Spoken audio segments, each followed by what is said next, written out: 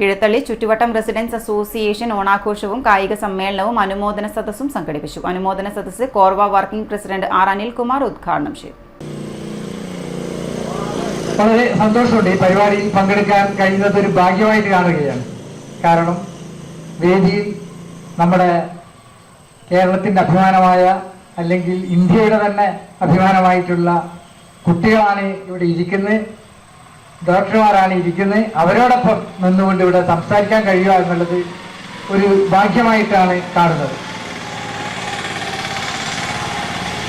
ഓണാഘോഷത്തിന്റെ സമാപന സമ്മേളനമാണ് ഇവിടെ പ്രധാനമായിട്ട് നടക്കുന്ന മറ്റൊരു ചടങ്ങ്.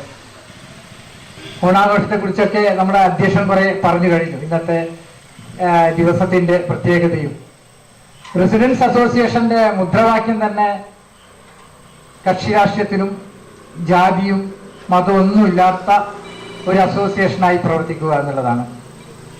അപ്പോൾ ഞാൻ പറഞ്ഞു വരുന്നത്, ഇന്നത്തെ ദിവസത്തിന്റെ പ്രത്യേകത ശ്രീനാരായണ ഗുരു, മഹാനായ ഗുരുവിന്റെ ജന്മദിനം കൂടിയാണ്.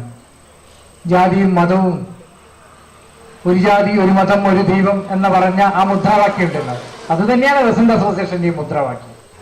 ചുറ്റുവട്ടം പ്രസിഡന്റ് എം കെ ശൈലേന്ദ്രൻ അധ്യക്ഷത വഹിച്ച ചടങ്ങിൽ വനിതാവേദി കൺവീനർ നിഷിത അനിൽ സ്വാഗതം പറഞ്ഞു.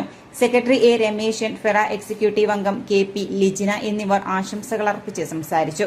നീറ്റ് PG അഖിലേന്ത്യാ പ്രവേശന പരീക്ഷയിൽ 2ാം റാങ്ക് നേടിയ ഡോക്ടർ ഗ്രീഷ്മ ഗൌതമൻ, ഡോക്ടർ അഞ്ജലി അശോക്, തനിഷ രഞ്ജിത്ത് എന്നിവരെ അനുമോദിച്ചു. വിജയികൾക്കുള്ള സമ്മാനങ്ങൾ KC സുനിൽ വിതരണം ചെയ്തു. ദീപ സുനിൽ നന്ദി രേഖപ്പെടുത്തി. City news, Kannur.